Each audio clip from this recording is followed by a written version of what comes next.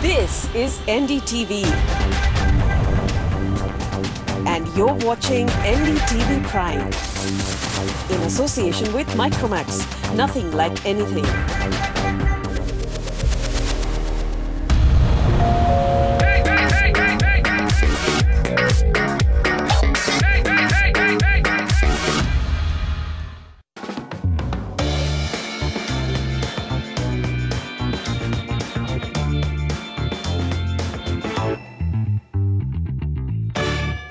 Property बाजार में निवेश की सटीक सलाह के साथ पेश है आपका पसंदीदा शो प्रॉपर्टी इंडिया।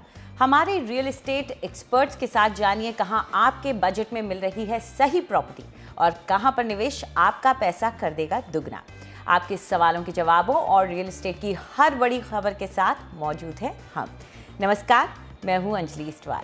इसके अलावा अगर आप प्रॉपर्टी पर और ज़्यादा जानकारी चाहते हैं तो आप हमारी वेबसाइट ndtv.com/property पर जा सकते हैं। तो चलिए सबसे पहले एक नज़र डाल लेते हैं कि आज क्या क्या है खास। दिल्ली मेट्रो का जाल अब फरीदाबाद तक फैल चुका।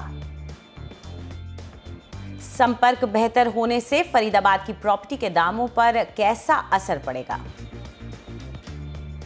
रिहायश निवेश के लिए शहर के कौन से इलाके हैं सबसे बेहतर, पाइए अपने सवालों के जवाब। और मुंबई में मकान खरीदारों को क्यों मिल रहे हैं नित नए ऑफर।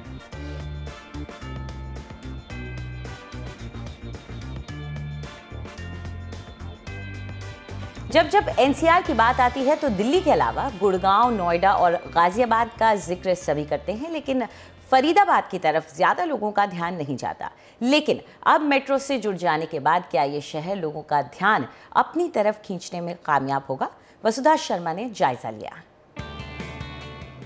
फरीदाबाद में आखिरकार मेट्रो आ गई।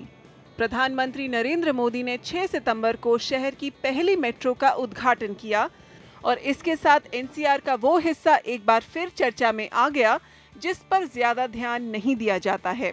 लोगों के बीच सेल्फी खिंचवाते हुए प्रधानमंत्री ने फरीदाबाद मेट्रो पर सवारी की, जो दिल्ली के बदरपुर से फरीदाबाद में एस्कॉर्ट्स मुजेसर तक जाती है। 14 किलोमीटर लंबी ये लाइन दिल्ली मेट्रो की आईटीओ से बदरपुर जाने वाली वायलेट लाइन का विस्तार है। ये पूरी लाइन एलिवेटेड है और 2017 तक फरीदाबाद में बल्लभगढ़ और दिल्ली में कश्मीरी गेट तक बढ़ेगी, जिसमें रोजाना लगभग 2 लाख लोग यात्रा करेंगे। इसके अलावा फरीदाबाद में NH2 भी चौड़ी की जा रही है। इन कोशिशों से फरीदाबाद आने जाने में आसानी होगी और नहर पार या ग्रेटर फरीदाबाद के मध्यम वर्ग वाले बाजारों का खास फायदा होगा। नहर पार कनाल पर 6 पुल बनाकर आखिरकार ग्रेटर फरीदाबाद के 15 रिहायशी सेक्टर हाईवे से जोड़ दिए गए हैं। 75 मीटर की एक और सड़क तैयार है और NHAI का इरादा इसे नोएडा में FNG एक्सप्रेसवे तक बढ़ाने का है। हालांकि इन प्रोजेक्ट से ग्रेटर फरीदाबाद तक जाना आसान हो जाएगा, लेकिन जानकार मानते हैं कि इस रिहायशी टाउनशिप के भीतर जमीन के झगड़ों की वजह से सड़कों की हालत बुरी है।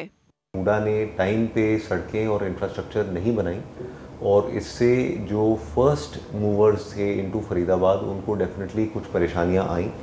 बट पिछले 2 साल में 3 साल में हुडा ने बहुत अच्छा काम किया है और 90% जितनी भी सड़कें थीं 36 किलोमीटर आउट ऑफ 40 ये सारी बना दी गई हैं। तो अगले 6 महीने से 1 साल में मैं समझता हूँ कि जितने भी ये टीथिंग प्रॉब्लम्स थी ये खत्म हो जाएंगी।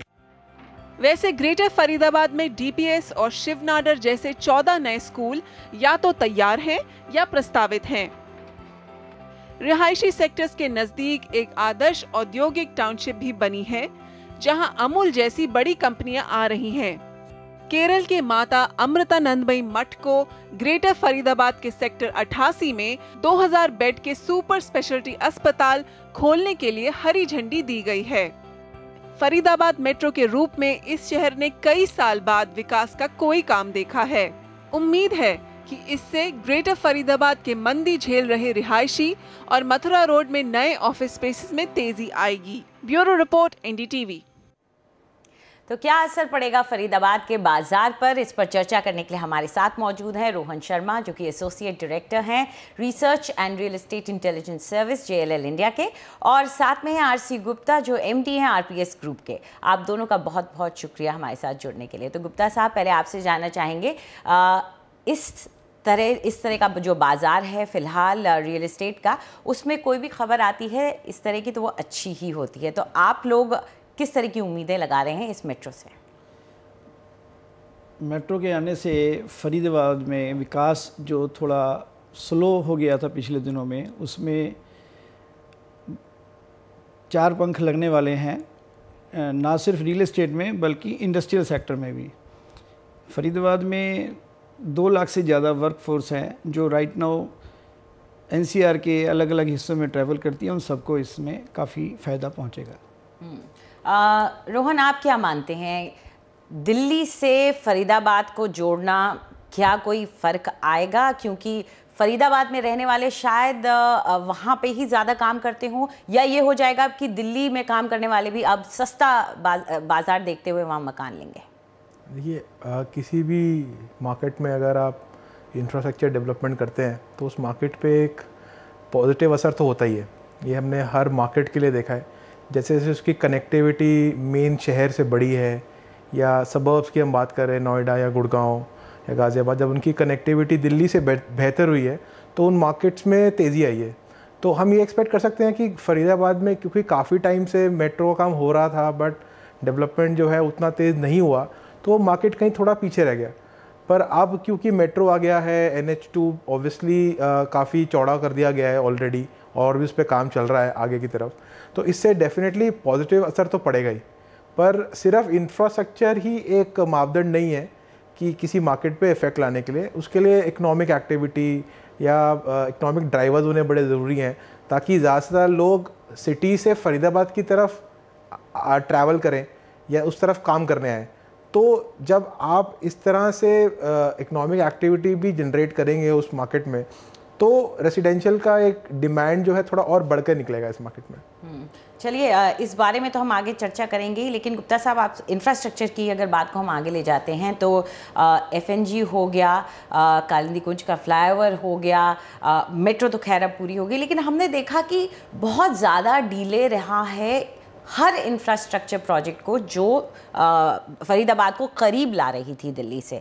तो कितनी ज़रूरत है इस कनेक्टिविटी की, और ये जो प्रोजेक्ट्स हैं ये कितना ज़रूरी हैं?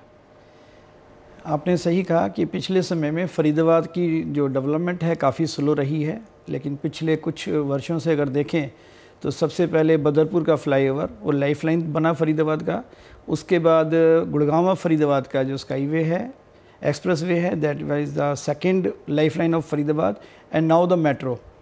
National highway 2 6 lane up to Agra किया जा रहा है, जिसको यमुना एक्सप्रेसवे के सेकंड सब्स्टिट्यूट के रूप में देखा जा रहा है, विच इज़ सिक्योर्ड एनफ, जो काफ़ी सेफ़ है, जहाँ एक्सीडेंट्स प्रोन एरिया नहीं है। रही बात इंफ्रास्ट्रक्चर डेवलपमेंट की, IMT बल्लमगढ़ इंडस्ट्रीज़ को यहाँ पर इनवाइट कर रहा है, जो 1837 एकड़ के अंदर फैला हुआ है, और इसकी वजह से हम इंडस्ट्रियल डेवलपमेंट भी काफ़ी उम्मीद कर रहे हैं आने वाले समय में फरीदाबाद में। रोहन, जो लोग दिल्ली में काम करते रहे हैं और जब वो एक सस्ता मकान ढूंढते थे, तो हमने देखा ज़्यादा ट्रेंड यही रहा कि वो नोएडा, ग्रेटर नोएडा की तरफ गए या राजनगर एक्सटेंशन तक भी चले गए। लेकिन जो लोग इस दिल्ली में काम कर रहे हैं वो फरीदाबाद की तरफ उतना नहीं जा रहे थे। तो क्या अब वो ट्रेंड चेंज हो सकता है, और क्या वजह रही थी इसकी? क्योंकि फरीदाबाद में तो हमने जब भी ऐड देखे वो यही कहते थे कि दिल्ली से बस इतना किलोमीटर, 0 किलोमीटर, ऐसे एड्स निकलते थे। देखिए, फरीदाबाद में सिर्फ एक इंफ्रास्ट्रक्चर का ही रीज़न नहीं रहा, थोड़ा सिटी का थोड़ा इमेज भी थोड़ा इंडस्ट्रियल टाउन था, जो ऑफिस स्पेस की तरफ जिसका ज़्यादा कोई तरक्की हुई नहीं, तो उस जगह पर तो ये थोड़ा पीछे हो गया गुड़गांव और नोएडा से। जहाँ तक राजनगर एक्सटेंशन की बात है, वहाँ की मार्केट ही बहुत डिफरेंट है, क्योंकि वो बहुत ही कम प्राइस पॉइंट पे थी। ये मार्केट फिर भी थोड़ी मिड सेगमेंट थी, पर सिर्फ इंफ्रास्ट्रक्चर और कनेक्टिविटी प्रॉब्लम नहीं रहे, इस मार्केट में डिलीवरी के भी काफ़ी प्रॉब्लम्स आए। बायर्स को काफ़ी मुसीबत झेलनी पड़ी कुछ डेवलपर्स के साथ, जिन्होंने टाइम पे डिलीवर नहीं किया है प्रोजेक्ट्स, या प्रोजेक्ट्स बनने ही शुरू नहीं हुए।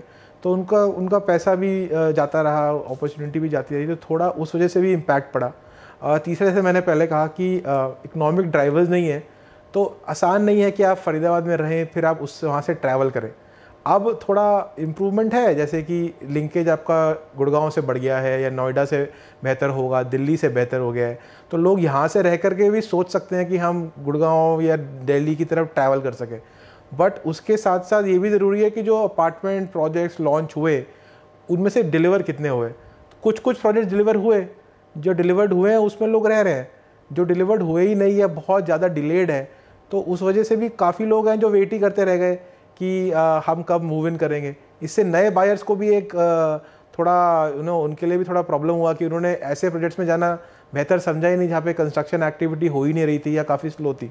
तो ये सब रीजंस रहे जिस वजह से मार्केट थोड़ा सा पीछे रह गया। गुप्ता साहब, यहाँ ये एक बहुत ज़रूरी सवाल है और बिल्डर कम्युनिटी को आप रिप्रेजेंट करते हैं, तो आपसे ही पूछेंगे कि डिलीवरी को लेकर के जो इश्यूज़ हमने देखे फरीदाबाद में, अब कितना ज़रूरी है इस रिस्पॉन्सिबिलिटी को बिल्डर्स का निभाना, क्योंकि ज़ाहिर तौर पर जो फरीदाबाद में मकान ले रहा है वो ज़्यादातर एंड यूज़र है, छोटे बजट वाला इंसान है और वो स्पेकुलेशन उतना ज़्यादा नहीं कर रहा है, वो ये नहीं कर रहा कि पैसा कमाने आ रहा है। पिछले कुछ समय में इंफ्रास्ट्रक्चर की स्लो डेवलपमेंट हुड्डा के द्वारा करने की वजह से भी जो डिले इन डिलीवरी हुई है उसमें one of the main reason ये भी रहा है। लेकिन इस वक्त पिछले 2 या 3 सालों में 85% से ज़्यादा इंफ्रास्ट्रक्चर डेवलपमेंट रोड के माध्यम से हुड्डा के द्वारा किया जा चुका है और इसी दरमियान मोर देन 50% फ्लैट्स का डिलीवरी इस वक्त हो चुकी है और हम ये उम्मीद करते हैं कि जो बकाया जो स्टॉक है जिसकी डिलीवरी दी जानी चाहिए, जो थोड़ा डिले भी चल रहा है, अगले साल के अंत तक वो सभी डिलीवरी आ जाएंगी। We are expecting 50,000 flat by next year and will be delivered by all the developer community. Rohan, ये तो हमने एक स्टैंडर्ड प्रैक्टिस देखी है कि मेट्रो जब कहीं जाती है तो इमीडिएट इफेक्ट हम प्रॉपर्टी पर देखने लग जाते हैं। आपसे ये जानना चाहूँगी कि जो लोग इंटरेस्टेड हैं बाइंग में फरीदाबाद में, अगर हम इन्वेस्टमेंट के लिहाज से देखें और अगर हम एंड यूज़ के अपने रहने के हिसाब से देखें, तो आप उनको कौन से एरिया सजेस्ट करेंगे दोनों को? देखिए, अभी इस समय ज़्यादातर एक्टिविटी नहर पार या ग्रेटर फरीदाबाद एरिया में ही हो रही है, तो वहीं पर जा सकते हैं ज़्यादा बायर्स। दूसरा स्ट्रेच जो हमारा है वो मेन हाईवे वाला है, जिस पर कुछ एक आध प्रोजेक्ट्स हैं जो आए हैं या बन गए हैं, डिलीवर हो रहे हैं या कंस्ट्रक्शन चल रहे हैं या सेल हो रहे हैं।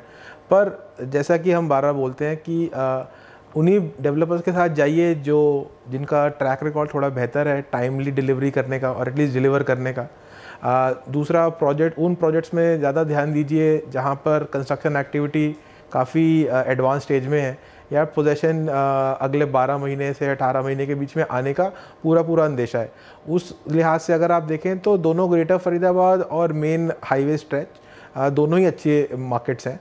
एक तीसरा मार्केट जो खुल रहा है टुवर्ड्स द दिल्ली और Gurgaon side of Faridabad, which is जब आप दिल्ली से जाते हैं तो आपके राइट हैंड साइड पे जो तुगलकाबाद या शूटिंग रेंज वाला जो एरिया है, वहाँ सूरज कुंड वाला जो एरिया है, वहाँ पर भी अब थोड़ी एक्टिविटी हमने देखनी शुरू करी है। कुछ वहाँ काफ़ी पहले से कंस्ट्रक्शन रहा है और पुराने कई ऐसे मकान रहे हैं फरीदाबाद, लेकिन वहाँ पानी का इशू मेरे ख्याल से पहले बहुत ज़्यादा था। तो सही बात है, पर अगर आप देखें तो ये 3 इलाके हैं। वैसे तो ये 3 इलाके वही हैं जहाँ पर सबसे ज़्यादा private speculative residential multi storey development हो रही है। तो ये तीनों ही मार्केट्स अगर आप सही तरह से सही प्रोजेक्ट चुनेंगे तो एंड यूज़र के लिए डेफिनेटली फ़ायदा ही होगा, क्योंकि कनेक्टिविटी तो डेफिनेटली बेहतर हो ही गई है इस मार्केट में। जी, गुप्ता साहब, आप क्या कहेंगे? आप वहाँ एक्टिव हैं, आप क्या मानते हैं कि आप तो चाहेंगे कि आएँ लोग और अब वहाँ पे पैसा लगाएं, तो लेकिन अगर आप अपने तजुर्बे से कोई एडवाइस देना चाहेंगे हमारे व्यूअर्स को, तो वो कहाँ अपना पैसा लगाएं? जैसे रोहिन जी ने कहा कि 3 सेगमेंट में फरीदाबाद को बांटा जा सकता है, मैं उनसे सहमत हूँ। इसमें फर्दर मैं ऐड ऑन करना चाहूँगा कि ग्रेटर फरीदाबाद में हमारे पास ज़्यादा अफोर्डेबल ऑप्शंस हैं, वेयर सूरजकुंड रोड और मथा रोड के ऊपर थोड़ा कॉस्टली जो वहाँ पर ऑप्शंस मिलेंगे। ग्रेटर फरीदाबाद के अंदर रिसेंटली हरियाणा गवर्नमेंट की जो अफोर्डेबल हाउसिंग पॉलिसी जो आई है उसके तहत 7 या 8 प्रोजेक्ट ऑलरेडी यहाँ पर लॉन्च करे जा चुके हैं, जिसमें फरीदाबाद में पहली बार 15 लाख ऑनवर्ड्स के फ्लैट भी अवेलेबल होंगे। और अभी जो पुराने जो फ्लैट्स हैं जिनमें पोजीशन दी जा चुकी है, उनका रेट भी मार्केट में बहुत ही अफोर्डेबल है। तो हम मार्केट रेट के हिसाब से फरीदाबाद की मार्केट को बहुत अच्छा देखते हैं, और दोनों ही सेगमेंट, अपर मिडल और मिडल, दोनों सेगमेंट फरीदाबाद में अवेलेबल है। तो अगर हम आप एवरेज रेट की बात करें, एवरेज कीमत क्या है उस हिसाब से देखें तो क्या है इन इलाकों की जो पर स्क्वायर फुट जो लोगों को मिल जाएगा यहाँ? हम ग्रेटर फरीदाबाद की अगर बात करें तो वहाँ पर जो बेसिक सेल्स प्राइस है इस वक्त 3000 अराउंड है, डिपेंडिंग अपॉन, जैसे रोहन जी ने कहा कि रेपुटेशन, गुडविल या track record of the developer, 3000 से 3500 तक के रेट मार्केट में अवेलेबल हैं ग्रेटर फरीदाबाद में। वेयरएज अगर हम मथा रोड की बात करें तो वहाँ 6000 प्लस के वहाँ पर रेट में सामान मिल जाएगा, रेजिडेंशियल फ्लैट्स मिल जाएंगे, और सूरजकुंड रोड पर भी 6000 प्लस में फ्लैट्स वहाँ पर मिलने की पूरी संभावना है। जी, काफ़ी डिफरेंस है दोनों में जाहिर तौर पर। रोहन, आप ये जो रेट्स हैं उसे उसमें हामी बढ़ते हैं, करीब ऐसे ही हैं? हाँ बिल्कुल, ग्रेटर फरीदाबाद डेफिनेटली ज़्यादा अफोर्डेबल है। So for the low mid segment, affordable segment के लिए ग्रेटर फरीदाबाद डेफिनेटली बेटर है। अगर आप हाईवे NH2 या मथुरा रोड देखेंगे तो उस पर थोड़ा सा अपस्केल हो जाता है, बट वो थोड़ा लोकेशन का एडवांटेज मिलता है वहाँ पर। प्लस वहाँ प्रोजेक्ट जो कंप्लीट हैं उनमें प्राइसेस बेहतर हैं ही, और कनेक्टिविटी की वजह से उनमें बेहतर प्राइसेस हैं ही। दिल्ली की साइड पे तो वैसे ही वहाँ ऑलरेडी डेवलपमेंट हुआ है, लोग रह भी रहे हैं काफ़ी तादाद में, तो वहाँ पर भी जो प्रोजेक्ट्स हैं वो इनफैक्ट थोड़े से ज़्यादा एक्सपेंसिव है। वो थोड़ा 6-7 हज़ार के भी ऊपर की रेंज में चले जाते हैं। तो चलिए, ये तो साफ हो गया है कि फरीदाबाद, अगर अब मौका है फरीदाबाद के लिए तो शायद ये एक मौका है, क्योंकि मेट्रो एक तरह का फूल प्रूफ रियल एस्टेट टूल रही है। हर जगह जहाँ जाती है उस इलाके की किस्मत खोल देती है। तो आशा यही करेंगे हम कि आखिरकार फरीदाबाद की भी किस्मत बदले और वहाँ पे भी लोग आएँ और रहने के लिए उनको वक्त पर मकान भी मिले। आप दोनों स्टूडियो में आए और इस चर्चा का हिस्सा बने, उसके लिए शुक्रिया आपका। थैंक यू, शुक्रिया। तो चलिए आगे बढ़ते हैं। अब वक्त आ गया है आपके भेजे हुए सवालों के जवाब देने का, और इसके लिए हमारे साथ मौजूद हैं प्रॉप इक्विटी की हेड ऑफ ऑपरेशंस वैशाली पावा। वैशाली, स्वागत है आपका स्टूडियो में। Thank you. तो चलिए पहला सवाल ले लेते हैं। हमारे साथ इस वक्त फ़ोन लाइन पर मौजूद हैं अजय वीर। अजय, पूछिए, क्या सवाल है आपका? अजय, मेरे को पुणे में 60 लाख के बजट में एक एंड यूज़र के लिए एक इन्वेस्टमेंट की ऑप्शन बताइए। जी बिल्कुल। तो 60 लाख का इनका बजट है वैशाली। इन्होंने हमें ये भी बताया था कि इनको पिंपरी चिंचवड़, रावेत, वाकड़ और हिंजेवाड़ी ये इनके इलाके थे। अब इन इलाकों में से क्या आपने कोई इनके लिए चुना है इनके बजट में? बिल्कुल अजय जी, हम वाकड़ का क्षेत्र सेलेक्ट करके लाए हैं आपके लिए। वाकड़ हमने इसलिए चुना है क्योंकि ये एक स्ट्रेटिजिकली पोजीशन्ड मार्केट है। हिंजेवाड़ी IT हब से ये करीब 5.5 किलोमीटर की दूरी पे है। एजुकेशनल हब जैसे सिम्बायोसिस जहाँ पे है वहाँ से करीब 6 से 8 किलोमीटर की दूरी पे पड़ता है, और काफ़ी अच्छी कनेक्टिविटी है इसे बाकी रेस्ट ऑफ पुणे की तरफ, चाहे वो आउंद हो या पाषाण या फिर बानेर।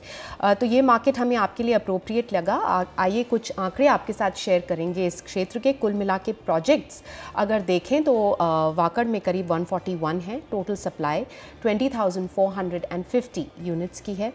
उपलब्ध यूनिट्स 920 है, और इन्वेंट्री ओवरहैंग इस मार्केट में करीब 20 महीनों का चल रहा है। मिड सेगमेंट के औसत दाम 5,650 रुपये पर स्क्वायर फुट पे ट्रेड कर रहे हैं, और दामों में बढ़त पिछले 2.5 सालों में करीब 23% तक की देखी गई है इस क्षेत्र में, जिससे जो रिटर्न्स मिले हैं यहाँ के इन्वेस्टर्स को वो 9 से 10% के बीच में रहे हैं। अब आते हैं रिकमेंडेशंस पे। सबसे पहली राय हम आपके लिए लाए हैं वाकड़ में आइकॉन ग्रुप का विंडसर पार्क प्रोजेक्ट।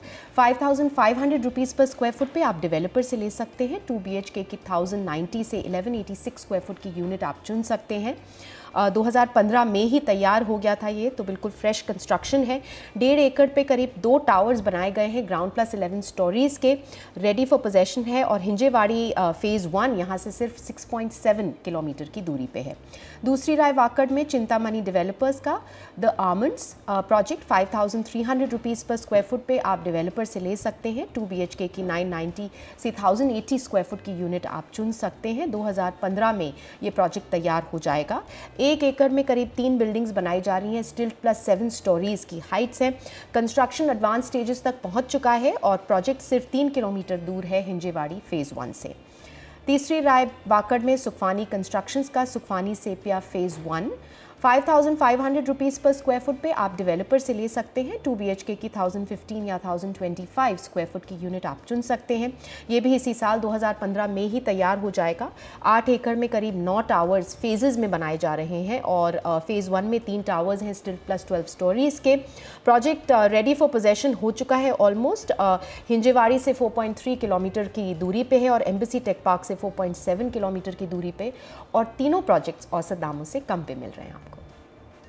तो इससे बेहतर क्या हो सकता है कि आपको जो ऑप्शंस दिए जा रहे हैं वो वहाँ की एवरेज प्राइस से सस्ते हैं। पहला है विंडसर पार्क आइकन ग्रुप की तरफ से, इसके अलावा है द आमंड्स चिंतामणि डेवलपर की तरफ से, और तीसरा है सुखवानी सीपिया फ़ेज़ 1, ये है सुखवानी कंस्ट्रक्शंस का। तो इनमें से जो आपको पसंद आए उसमें आप पैसा लगा सकते हैं।